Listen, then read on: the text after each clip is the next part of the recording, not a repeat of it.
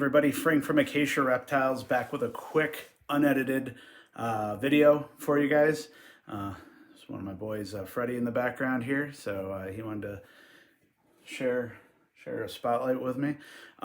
Just wanted to do a quick, really simple video. We'll be back with our simplified series of care in the next week or so. But just wanted to take a second just to address something that I did notice based on our last simplified video that we did for the AccuMonitors. Got a lot of comments, got a lot of feedback, emails, messages, which I know is so uncommon in today's social media world. But it was mainly around how we care for our Ackies and the size cages we have them in, and basically shaming us that it was far too small, that these 4x2x2s are, far too small for a small, or single Ackie, and we should be ashamed of ourselves, yada, yada, everything of that nature. Just wanted to make sure people understand the difference between, breeders, YouTubers slash influencers, and hobbyists. So all of those people are very important to the reptile community, and but understanding all three of those have very different keeping techniques and also very different objectives when working with animals. So really quick, hobbyists enjoy the animals. We were all hobbyists. I'm still a hobbyist at some level. YouTubers are, most breeders are. But most hobbyists have a few animals, or maybe a small collection of animals, and they they give their animals, some give them very naturalistic setups, some keep them in minimalist setups, all depending on the the opinion that you have. So and those are people who are really into utilizing the newest, most innovative technologies and what have you to keep their animals.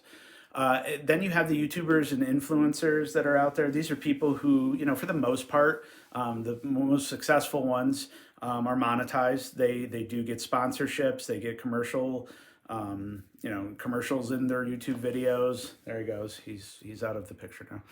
And they also, some of them do this for a living. They either are full-time YouTubers or influencers or reptile keepers. Some have a few, some have hundreds of animals. A lot of them are sponsored. They're sponsored by companies, by cage companies, food companies, lighting, some of the big names in reptile keeping. So that allows them to spend a lot of their time just constantly doting over their animals, and they serve a great purpose. They bring awareness to the outside world and attract new hobbyists into the reptile community. They do some do some care videos, which I think is important, and unedited videos. So if you hear any dogs barking in the background, that's the beauty of unedited. They attract new people. They do some care. They show a lot of people all the things and all the benefits of keeping a reptile, and I think a lot of them do a great job out there. Then there are breeders, and I myself consider myself to be a breeder. There's lots of great breeders out there. There are some that are not so great, but the ones that are out there, it's important to understand that breeders serve one of the most important roles, arguably, in the reptile community, because what they do is they are providing the reptiles to the community. They are the individuals who work hard day in and day out to make sure that you have healthy, happy, captive bred reptiles, so that new reptile keepers can get a new pet, start this journey into reptiles, or if you're well established, get a new animal, or whatever you do with your animals in terms of if you keep them or breed them. It's also important to note that a lot of these people, a lot of these breeders are responsible for ensuring that the wild caught populations have less and less impact, because a lot of the animals we work with either are no longer available in terms of being wild caught, are threatened, and or we're there to help preserve the wild populations and take that pressure off of the wild collecting for the ones that are available. So my point of all this is understanding that when you're commenting and talking to a breeder and shaming us for keeping them in minimalist setups, understand that a lot of breeders have a very large collection, much larger than most. We have limited resources, time, and in order to, some of us do this full time, some of us have a full time job like myself and do this. In order to provide our animals with a hygienically clean environment where they're happy and they're enriched and they're able to live out their life like these guys do, it's important to balance the resources, the size of the place that we live and or work in, and also the time it takes to maintain a collection this size. So, we're probably not going to keep a single Ackie monitor in an 8-foot long bioactive cage with 17 lights on it and a heating system underneath, subterranean heating system, along with a misting system and all of that, because it's just not cost effective, I don't think, for anyone, but for a breeder. But it's also, in our experience, not really required.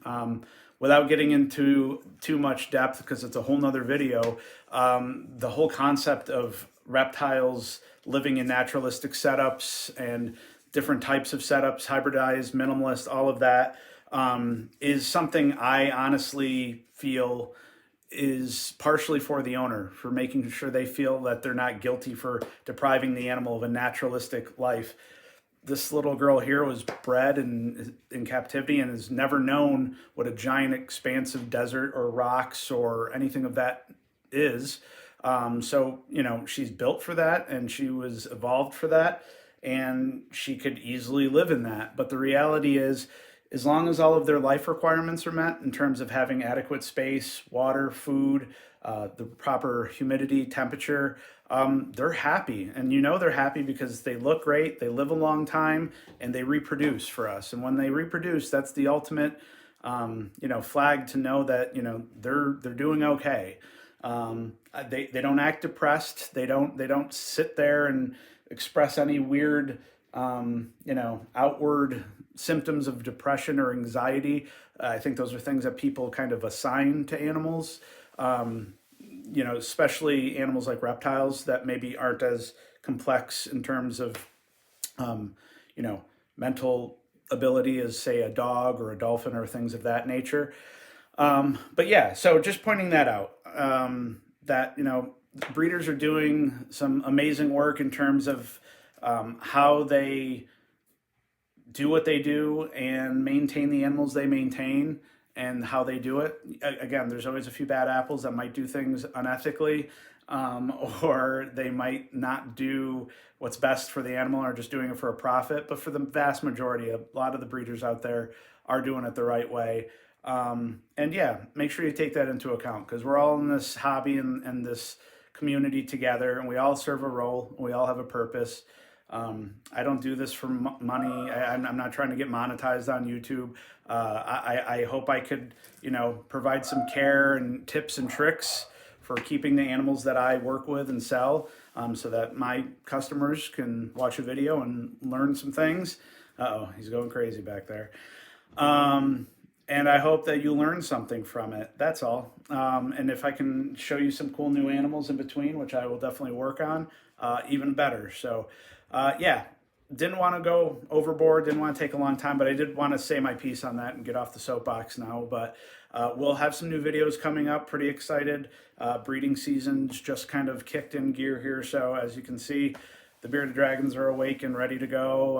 And knobtail geckos are getting paired up and they're all excited. We got some Woma pythons locking up, and hopefully some Gidgee skinks.